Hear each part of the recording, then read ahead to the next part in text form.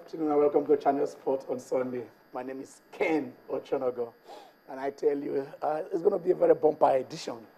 The Copa America is right there taking place. There is the U.S. Open in golf. Formula One, you can because somebody is on pole in 7 out of 8 races.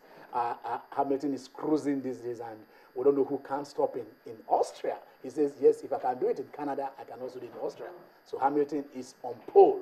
And before we come back again and look at another thing, the Falcons, Ocon told us they are going to qualify no matter what happens. But then, as we know it, they are back home. Not only are they back home, we also realize that the Flying Eagles crashed out, in the under 20, where eventually the Serbians did pick that particular trophy.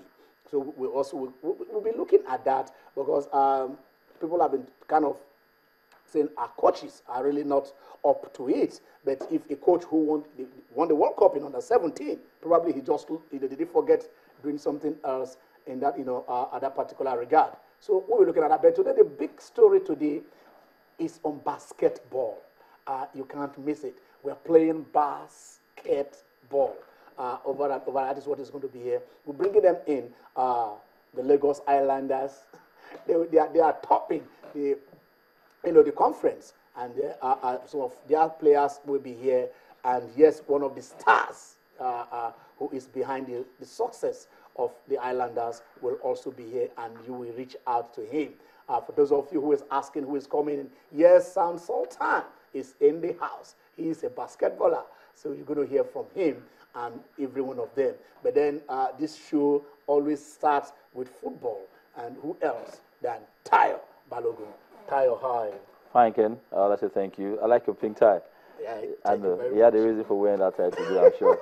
But it's good to see you, Ken. And so many things we'll be talking about today. It was a very busy week. And we look forward to the coming week. Now, Ken, there's this story going around that Keshi has been summoned for the committee for disciplinary measures. We don't know that. We also heard, and I need to confirm this if you've heard as well, that he actually applied for the job as the Ivorian national team. No, Keshi has come out categorically to say he did not apply for the Ivorian job. He did not. Probably his agent would have submitted his application, before he was offered the Super Eagles job. At least, he was in limbo in almost a year. So within that, he had to, in that period, his agent would have submitted his application, in several clubs and national teams. So, but he did not. He did not. He said it categorically. Keshi did not apply for the Ivorian job. Okay, but his agent did. His agent would have done. Okay. We didn't say he did. Okay. Yeah. All right. We'll have so many things to talk about as well. Gentlemen, we'll come in the studio at some point and talk about the MPFL that will take place today, and also talk about the NNL, and also take a look at the Copa America as it enters the quarterfinal stage. So many things to talk about in this segment when we get to talk to our listeners. Yes, so many things to talk about, but then this is the time that I take my leave. But when we do come back, it will be Tayo. Larry Penel is in the house, and of course, Bada is there, and they will be taking you through football in Nigeria, football in Europe, and South America. It is Channel Sport on Sunday. Stay with us.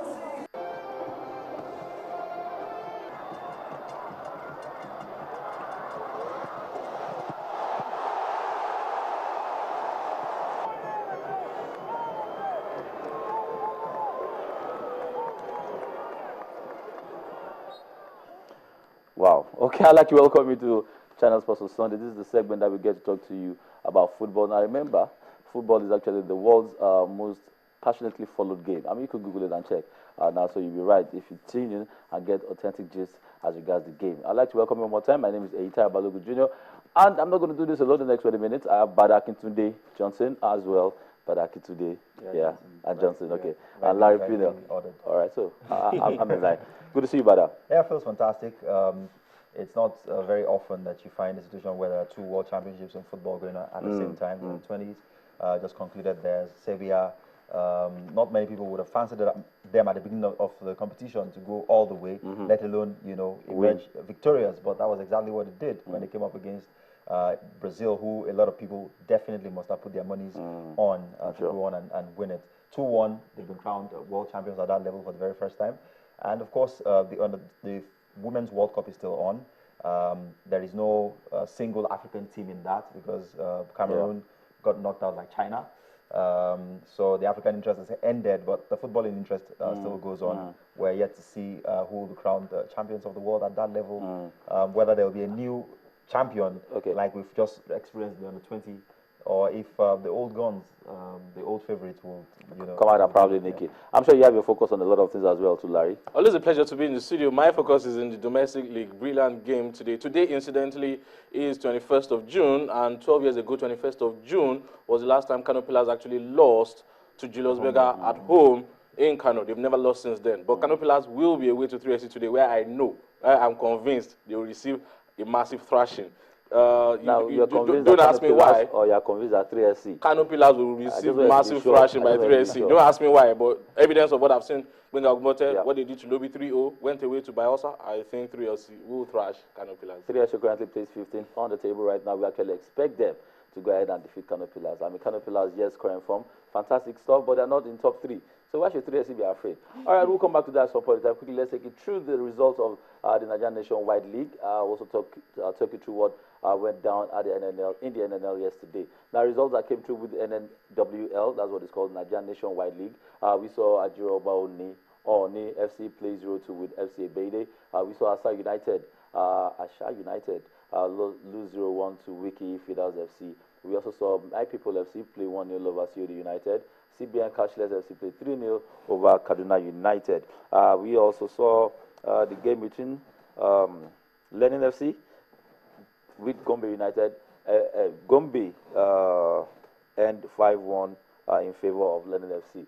That's it. Ibom Youth FC played 1-0 over Dynamite FC, and we saw Juvenile FC defeat Ilarogun 1-0. Lobby Junior FC defeated JZ United 3-0. That was actually a walkover. All right, in the NNL, games took place yesterday. We'll take you through the results as well in the NNL, the National League. We saw Jiga Golden Stars play 1-0 over Kogi United. Prime FC played 1-0 over Go Round. Abia Comets 1-0 over Ekiti United. Bendel Insurance defeated Nembe City 3-0. Niger Tornadoes defeated Gombe United by a lone goal.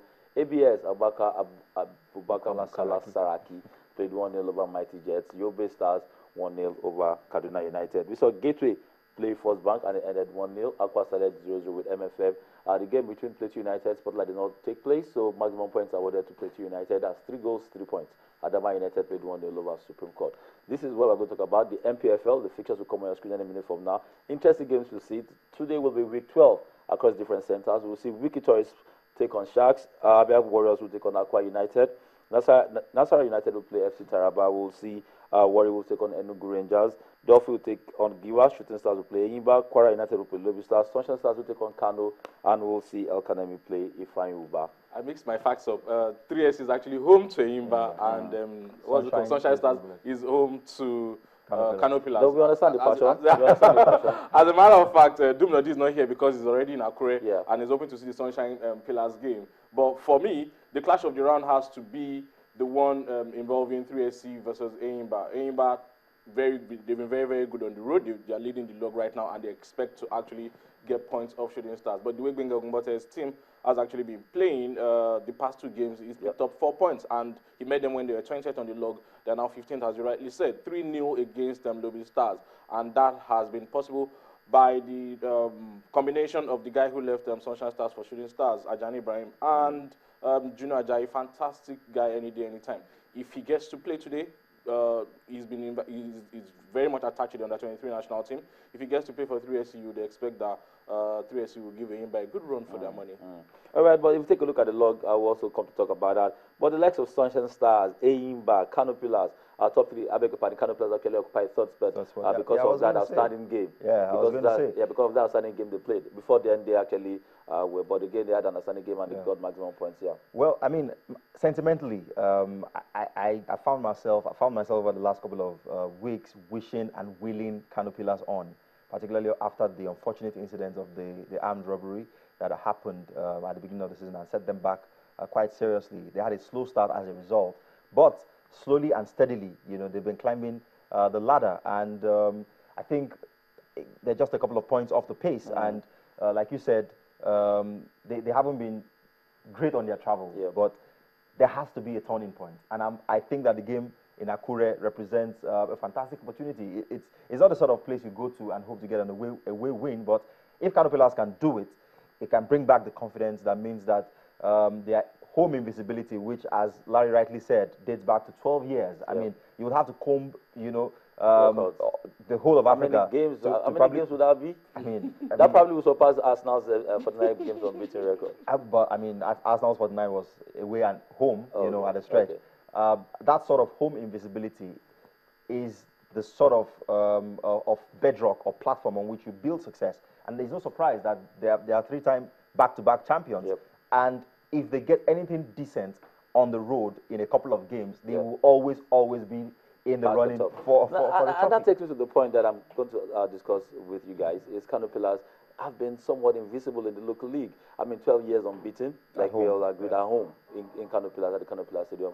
But we always get to travel, and they don't do very well on the continent. I mean, a lot of people have actually argued that, how come you do so well at home on your home turf, and you get to play on the continent, you do well in the MPFL, and you get to go on the continent? I mean, you're a well-funded side talking about Kano Pillars.